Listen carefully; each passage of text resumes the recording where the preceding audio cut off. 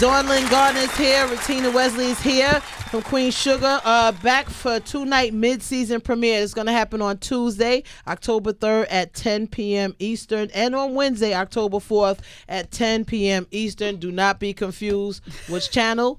OWN. Tracy G, you got a question? Yeah, well, I feel like if I wasn't involved in any project that had Oprah Winfrey's cosign, her hand, anything in it, I would probably get fired because of all the moments I would run to her and try to have my own personal Super Soul session. Have you guys just kind of had like some really heartwarming exchanges with her? Because even if she just drops half a gem, your life has changed. Yeah. I mean, I think we all feel that impulse all the time. We just have learned to, like, you know, hold it back a little bit. Right. Because, like, how can we, you know, she can't take it all the time. Yeah. I feel like she's given us all gems at one time or another. Yeah. One of the ones that she's given to me was, I mean, it was so overwhelming when we were first coming out. I just was in shock. I was in shock about all of it, you know? And I remember we were doing this photo shoot with The Hollywood Reporter, and it was the first time that we were all doing this photo shoot. Oh, yes. And it was me and Ava and Oprah and Retina and Kofi. And it was a beautiful shoot, and they did some, you know, quick shots, and they had us look at it, and I literally saw all 5 of us on the screen. It was like, that's Ava's face, that's Oprah's face, that's my face, that's Retina's face, that's Kofi. This is happening. Yes. And I just started sobbing, which is why earlier I was just like, I have to stop crying because everyone knows that I'm like, I start crying, it's not going to be over. I literally started sobbing. In fact, I tried not to sob. Then Retina and Kofi both just surrounded me. Literally, they just came up around me. And then Oprah came up and she hugged me from behind and she said, just let it go. Just let it go. Step into it. This is just God showing you you. Yeah. Step into it. Oof. And it really did sort of, a light bulb went off. It was beautiful. Wow. Yeah, she told me I would never not walk in my truth again. And I'd be damned if she wasn't right, because embracing your whole self, your whole truth, and being okay with whatever your truth is for you. If you're okay with it, you good. Because it's really not about everybody else. It's about, are you okay? Yeah. Do you love yourself? Oh, do you think you're beautiful? You think you're okay? Well, then good. Then you're good. And if we can just hang on to that sometimes, I think the hope of ourselves and the love for ourselves, I think we would be in a lot better place sometimes as humans if we hold on to our own love for ourselves, you know, because it keeps you going. If you love yourself, people who I know who love themselves, whether it's the diva love, you know, or whatever, they are living good lives. Yeah, because they're in positivity a lot, constantly, you know. And they have that mental freedom as well. And as y'all speak about beauty, Kofi, I think you're beautiful. Just you needed to hear that. Just to the camera, just straight to camera.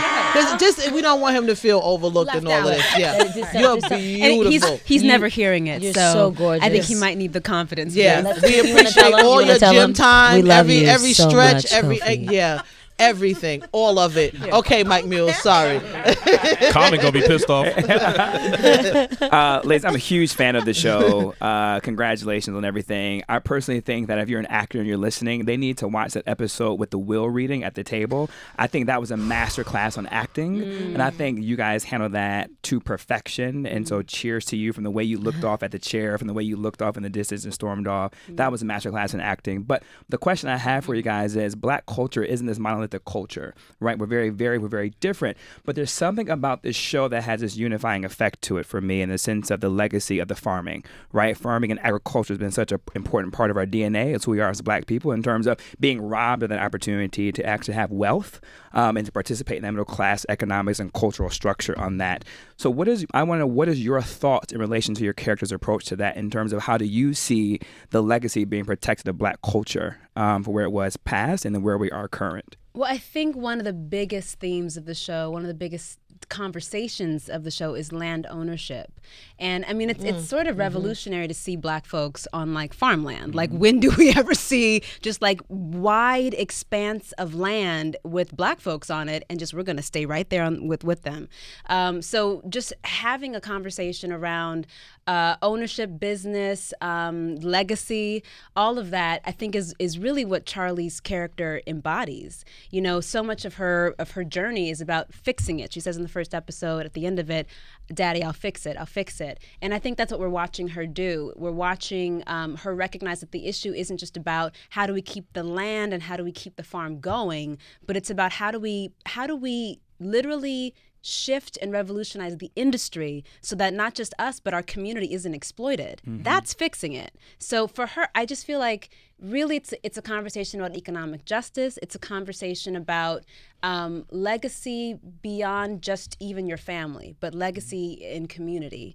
I am personally so proud to be a part of that conversation because I feel like, especially when it comes to farming and agriculture, like where is that conversation? You know, we don't even associate Black folks with farming. And it's such a deeper conversation too we could get into when you start talking about food and health and growing your own food and where everything is going right now. And that systematically, it's just but the whole crazy. sharecropping. Yeah, right? all of it. That's what I'm talking about, our culture and the essence of Absolutely. Blackness, but the slavery, the sharecropping. Absolutely. And there's been a disconnect. You know, there are areas, I'm from LA and from areas in South LA, there are areas in Compton that was just farmland for a long time. There's still people who like literally walk horses down the road in Compton. But when you hear the word Compton, that's not what you think of. No. For sure. So there's been a disconnect, and I feel like it's part of the reconnecting this show, and I'm just so proud of that. We have people on the line that want to talk to you. 888-742-3345. Toya, good morning. You calling in from Tennessee. Say hi to Dawn and Regina. Toya.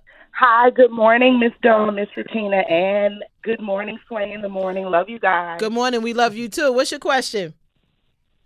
So I just wanted to ask you ladies, I love the show, let me just say that, but one of the episodes that really took me over was the one with Micah and the encounter with the police, and there were so many dynamics to it. I mean, him being afraid, Davis coming in there kind of chumming it up with the cops to try to get, privilege to get his son. I just want to know, what was it like filming that episode? Was anything personal behind it? I'm sure, but what was it like doing that?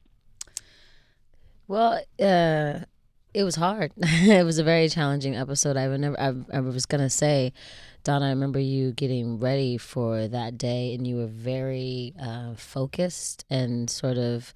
I think you might have had your headphones in that day, and you just kind of stayed in a certain headspace. But it was really challenging to do as an actor for me because it's close to home, because we're living that story right now, still today. And so for us to have to go there and really go there, it was difficult, but it was beautiful because we were going to be able to tell this side of the story, and we were going to be able to tell it in a very raw way about what happens if.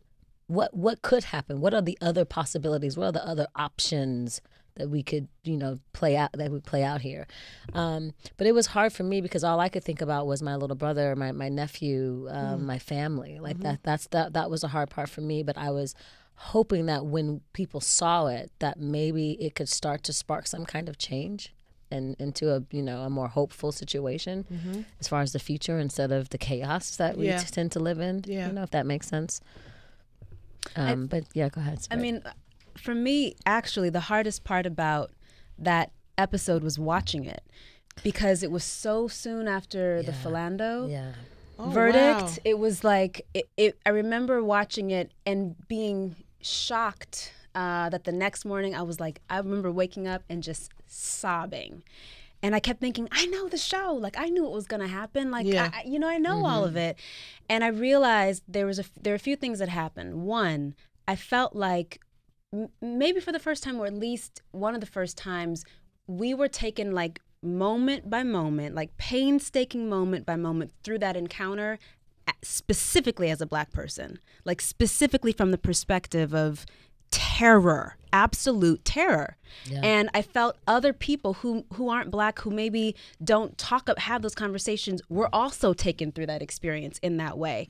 And so not only did we feel a sense of our stories being told, but we also felt witnessed in that. And that was stunning to me. It helped me process Philando. It helped me connect with, because I was going so fast, honestly, through that time, that it helped me like sort of allow the emotionality of that verdict to hit me in a way that I hadn't before. And specifically, it was Nova's performance, or Retina's performance as Nova, because watching her recognize what happened, that he had wet himself, cover him, it expressed the heart, like the absolute deep, tragic pain, profound pain that we all as Black people feel, that we want to cover.